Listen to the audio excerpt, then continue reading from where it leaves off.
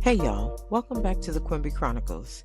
This is your space for real conversations about womanhood, motherhood, and carrying a whole lot without losing yourself. I'm Tracy, a mom to adult kids, a school-age kid, a Gigi to two wonderful grandkids, a sister, a caregiver, a breadwinner, and a woman who's still learning how to choose herself without guilt. So if you're listening while folding laundry, sitting in the car, or just hiding in the bathroom for 5 minutes of peace, you're in the right place. Let's talk.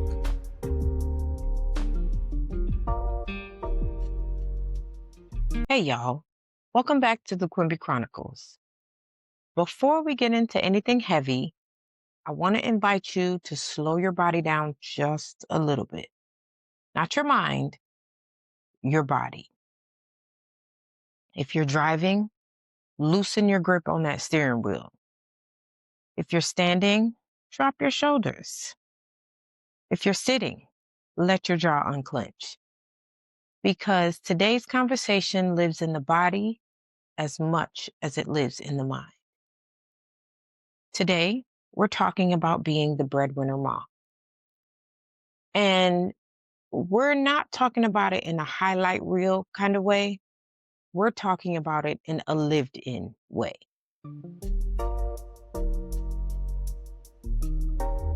There's usually a moment when you realize you're the breadwinner. It's rarely celebrated. And believe you me, it doesn't come with balloons or a title. It comes quietly. It's the moment you realize you're the one who notices the bills first, the one who calculates the risk, the one who thinks in contingencies. It's realizing that if something goes wrong, you are the plan. And once you realize that, something shifts internally. All of a sudden, you stop fully exhaling, you stop fully resting, and you start carrying the future in your chest. And here's the thing no one tells you.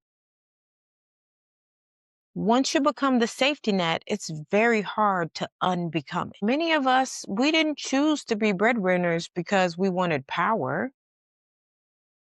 We chose it because we wanted stability, because we wanted safety, because we wanted our kids to be okay. Sometimes the role comes from divorce. Sometimes it comes from illness. Sometimes it comes as a result of loss. And sometimes it simply comes from being the most capable person in the room. And slowly but surely, the responsibility settled onto your shoulders. Not all at once, but piece by piece. Then one day you look up and you realize, I'm carrying everything. I want to say this clearly. The pride is right here.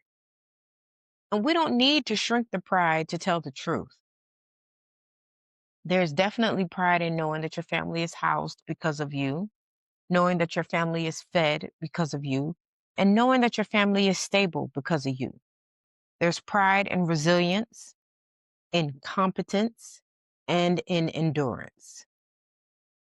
But pride is not the full story. And when people only acknowledge the pride, they erase the cost.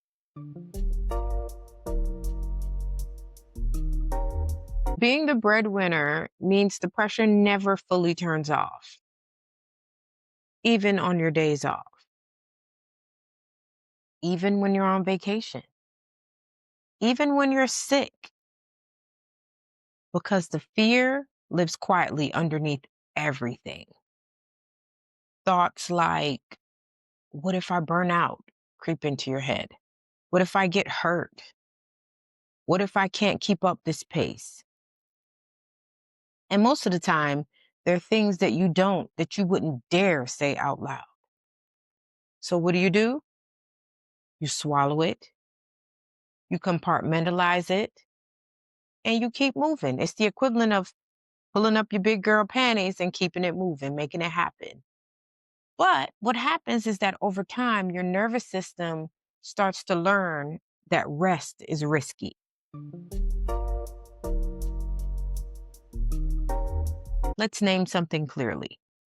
Breadwinning is emotional labor.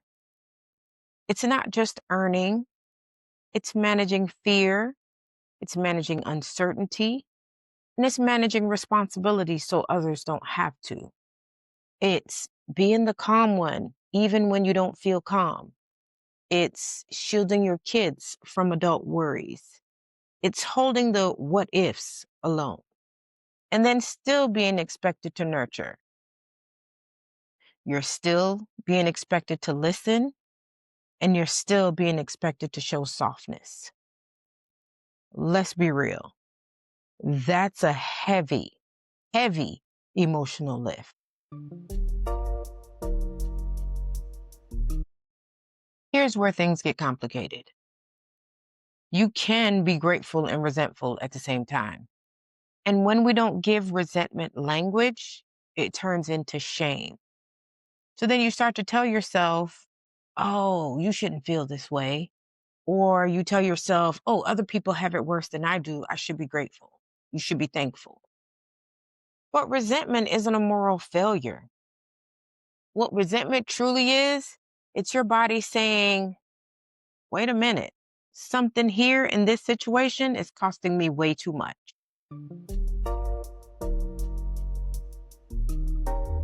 Being the breadwinner changes how you see yourself. You may notice that you, which I know I've noticed, struggle to ask for help. We minimize our own needs. We feel unsafe slowing down, and we feel guilty resting. We become hyper responsible. And over time, you stop seeing yourself as someone who deserves care. And of course, it's not a conscious choice at all, but it's a conditional one, it's a learned one.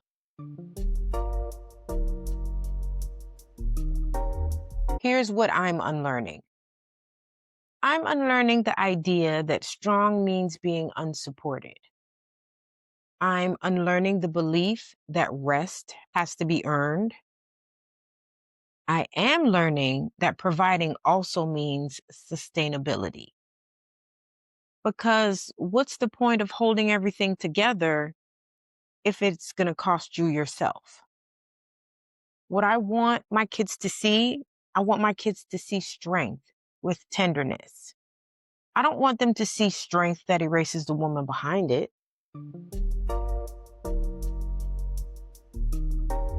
So let's pause together. What I want you to do, I want you to ask yourself quietly. Ask yourself, what part of being the breadwinner weighs on me the most? Is it the pressure? Is it the fear? Is it the loneliness?